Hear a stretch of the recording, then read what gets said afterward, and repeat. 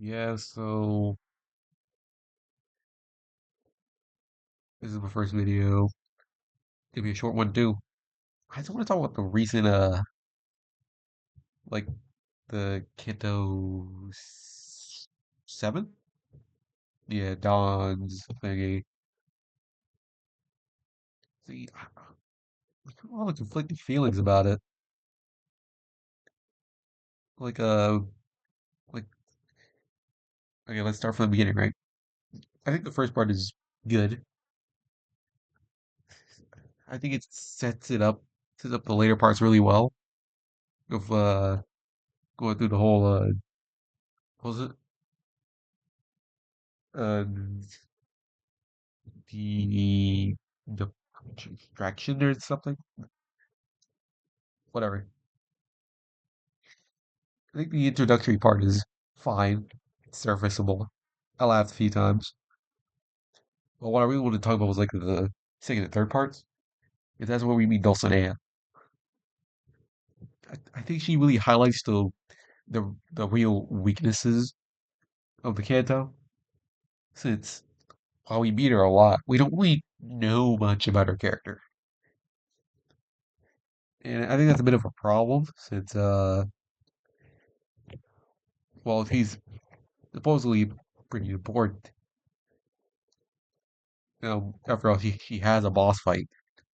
And we know more about the priest than we do about her. Um,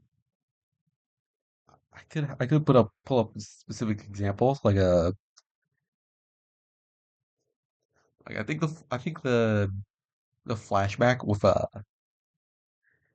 flashback with Don Quixote, the the first one, not not this one, not this one, is really telling of this. It's like he refers to her as like the most beautiful woman in the world or something, and I think that was it. Like she responds with something dreamy, lackadaisical, whatever, and then that was the end of their conversation. It's a bit weird, right? Right? Uh, maybe I'm crazy, but assuming I'm not, then what would what's it say about the writing, right? I think, I think there's a real missed opportunity there. And there's another thing, right? With all the fixers we met at at the beginning, at the very beginning.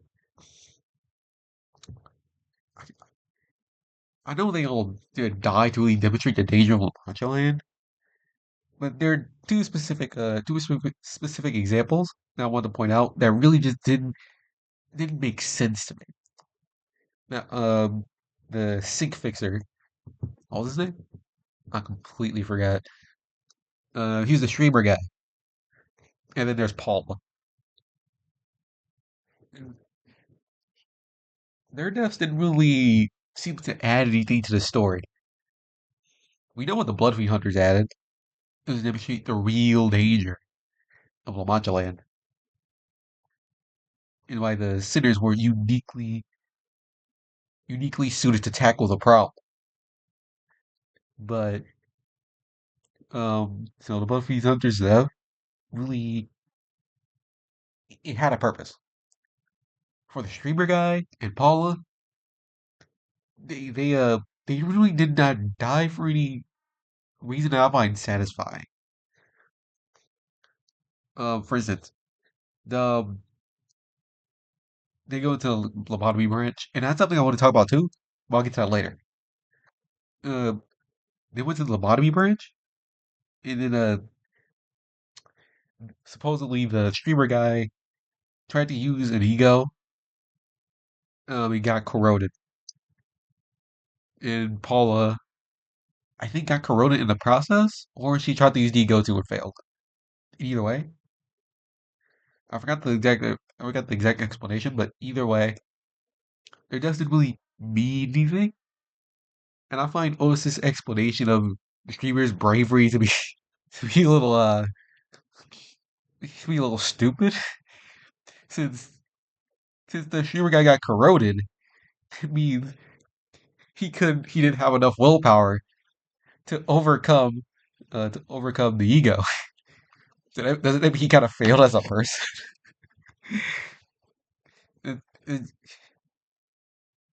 anyway, this goes back to the lobotomy branch thing. I feel like it kind of came out of nowhere, right? Like nowhere in Canto 7. Yeah, Canto 7 does the the branch really connect anywhere, you know? Like sure, Lamantria was built on the lobotomy branch, but it doesn't really mean anything. Like in Canto 3, we've seen with Sinclair that the Canto branch, the lobotomy branch meant something. It's the basement. It's the basement where Cromer hatches her plan. I think it's her first introduction to the mirror worlds too. He begun his whole cycle of misery. We even see you with the new Intervalo,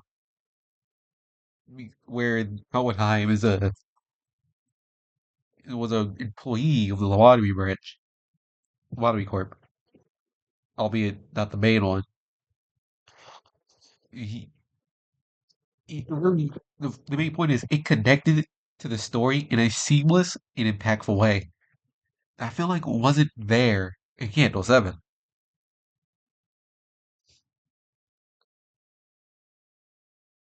And I really didn't like how Paula's and the streamer guy's deaths played out. Everything else, I think was pretty nice. Honestly, I like the Canto.